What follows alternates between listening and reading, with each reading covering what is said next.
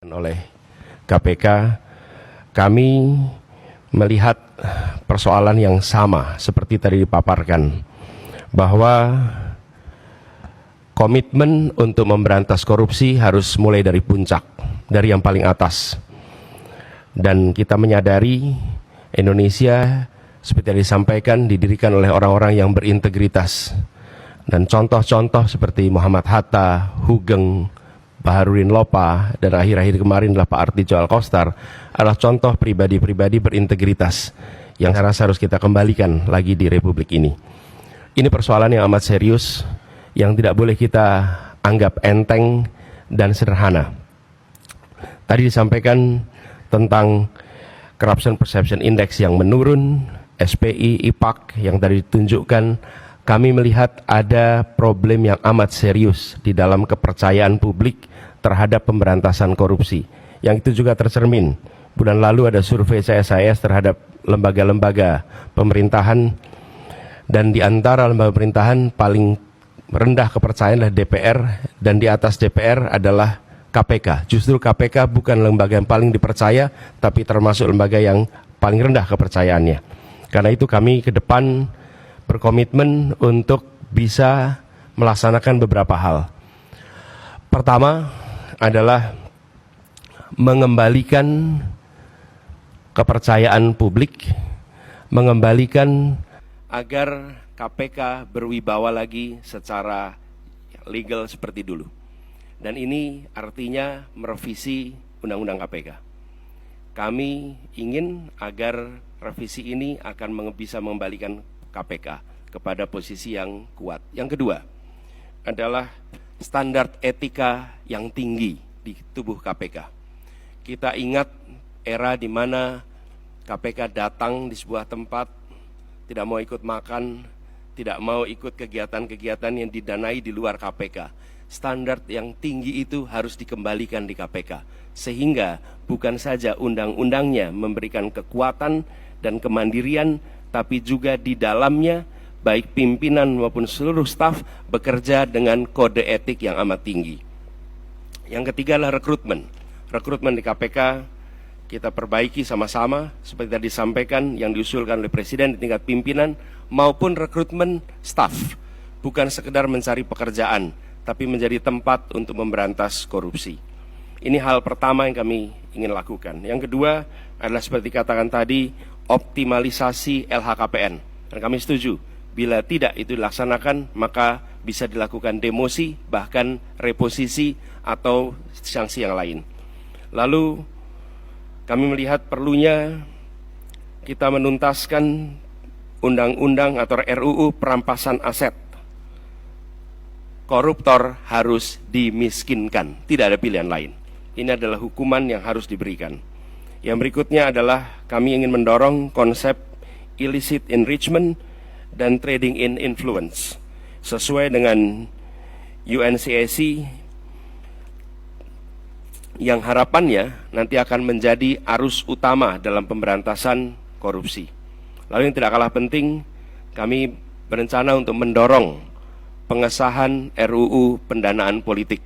Karena salah satu problem utama adalah justru karena proses politik, pelibatan, baik itu kegiatan partai politik, kegiatan kampanye, yang tidak memberikan ruang yang cukup untuk pendanaan dari negara dan publik, menjadi salah satu sumber korupsi yang terjadi di Republik ini.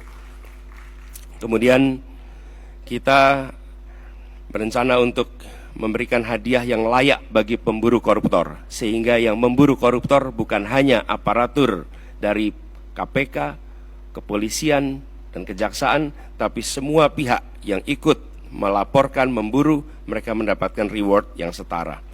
Ini adalah komitmen kami terkait dengan pemberantasan korupsinya. Yang berikutnya adalah terkait dengan sektor-sektor utamanya.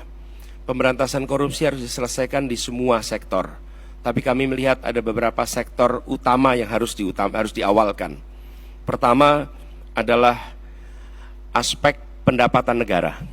Kami melihat penting sekali adalah aspek ini dilakukan tindakan yang serius, pajak, cukai, PNBP. Kemudian sektor sumber daya alam khususnya dan sumber daya laut. Yang ketiga adalah sektor pangan, karena korupsi di sektor ini berdampak amat besar kepada kesejahteraan seluruh rakyat Indonesia. Yang berikutnya adalah yang ketiga, sektor layanan dasar, pendidikan, kesehatan, infrastruktur. Ini memiliki efek yang amat besar pada kualitas pendidikan, kualitas pelayanan kesehatan, bahkan kualitas perekonomian karena infrastruktur yang terganggu oleh praktek-praktek korupsi. Berikutnya adalah bisnis ilegal, judi, narkoba, dan lain-lain. Inilah sektor-sektor utama yang dalam hemat kami perlu menjadi perhatian di dalam pemberantasan korupsi. Jadi Bapak-Ibu sekalian yang kami hormati, kami berkomitmen bukan sekedar karena saat ini dalam tanggung jawab untuk menjadi calon presiden, calon wakil presiden, dan dimintai komitmennya di KPK. Perlu kami sampaikan bahwa komitmen kami untuk memerangi korupsi sudah dimulai sejak zaman dulu. Zaman mahasiswa aktif untuk memerangi praktek-praktek korupsi di era KKN merajalela. Ketika kami bertugas sebagai akademisi, rektor, maka kami menetapkan mata kuliah anti korupsi sebagai mata kuliah wajib yang harus diambil oleh setiap mahasiswa. Dan waktu itu bekerja sama dengan KPK. Barangkali menjadi satu-satunya universitas di Indonesia, bahkan mungkin di dunia, yang menjadikan mata kuliah anti korupsi sebagai mata kuliah wajib. Dan tujuannya seperti disampaikan oleh Pak Nurul Gufron tadi, di aspek pendidikan kita ingin memangkas suplai potensi koruptor. Dan bila itu dikerjakan, harapannya dalam jangka panjang kita akan bisa mencegah potensi itu. Yang berikutnya, ketika kami bertugas di DKI, kami membentuk yang disebut sebagai Komisi Pencegahan Korupsi Ibu Kota, KPK Ibu Kota. Ini dikerjakan untuk kita mencegah praktek korupsi yang ada di dalam institusi Pemprov DKI Jakarta.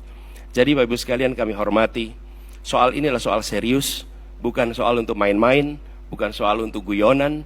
Ini adalah persoalan korupsi yang amat mendasar harus dibereskan. Dan kami tegaskan bahwa komitmen yang kami sampaikan di sini adalah komitmen kami melanjutkan apa yang sudah kami kerjakan selama ini. Bukan semata-mata karena ditugasi menjadi pasangan calon presiden, tapi ini adalah komitmen lama yang akan kami teruskan. Dan insya Allah ketika kami ditugaskan, maka integritas menjadi faktor nomor 1 dalam penentuan pribadi-pribadi di pemerintahan. Termasuk ketika penyusunan kabinet, dalam penyusunan pimpinan-pimpinan lembaga, termasuk dalam mengusulkan nama-nama menjadi anggota KPK, pimpinan KPK. Ini semua bagian dari komitmen kita untuk mengembalikan agar kepercayaan rakyat pada pemimpin, kepercayaan rakyat kepada pemerintahan bisa pulih kembali. Dan dengan kepercayaan itu kami yakin Indonesia akan bisa meraih semua yang dijanjikan oleh kemerdekaan. Seperti yang disampaikan tadi, 4 hal itu hanya akan bisa tercapai apabila kita memiliki komitmen untuk menjunjung tinggi integritas, kompetensi. Dan inilah komitmen yang kami berikan kepada seluruh rakyat Indonesia melalui forum yang terhormat pada malam hari ini.